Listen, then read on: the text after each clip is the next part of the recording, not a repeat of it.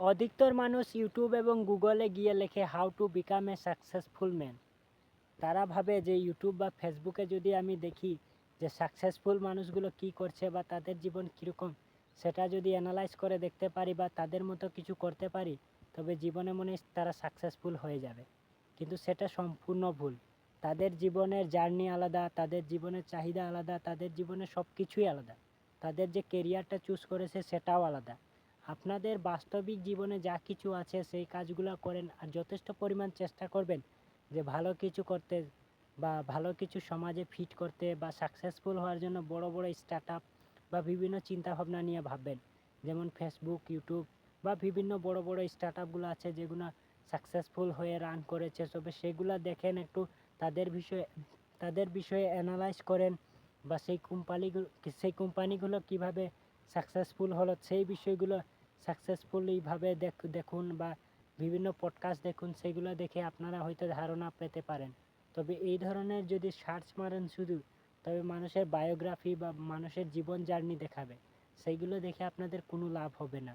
জীবন জার্নিতে মানুষের জীবনের নানান ধরনের হিস্ট্রি বানিয়ে দেয় বা বিভিন্ন কিছু লিখে দেয় যা মানুষ করতে পারবে না, বা বিভিন্ন মানুষ ব্রেন ওয়াশ করার জন্য ছোটো থেকে বড় বানিয়ে দেয় জিনিসটাকে।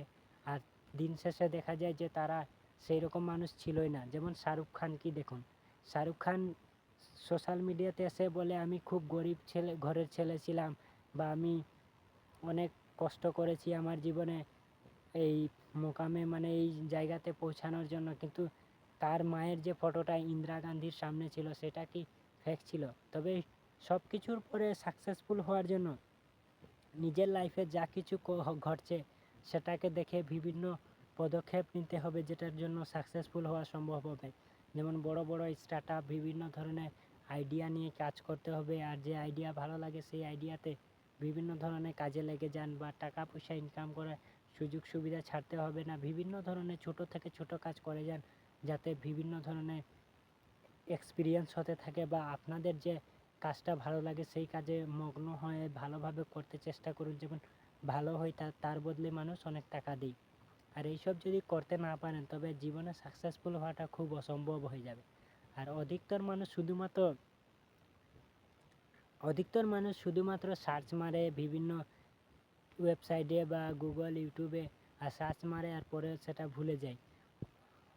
কথা হলো কল টু অ্যাকশন। যখন আপনি চিন্তা ভাবনা করে নিয়েছেন যে আপনি জীবনে সাকসেসফুল হবেন বা জীবনে কিছু করবেন, তবে সেই রিসার্চ করুন, যাই করুন, দিন শেষে কিন্তু কাজ করতে হবে। কাজ না করলে জীবনে সাকসেসফুল হওয়া যায় না।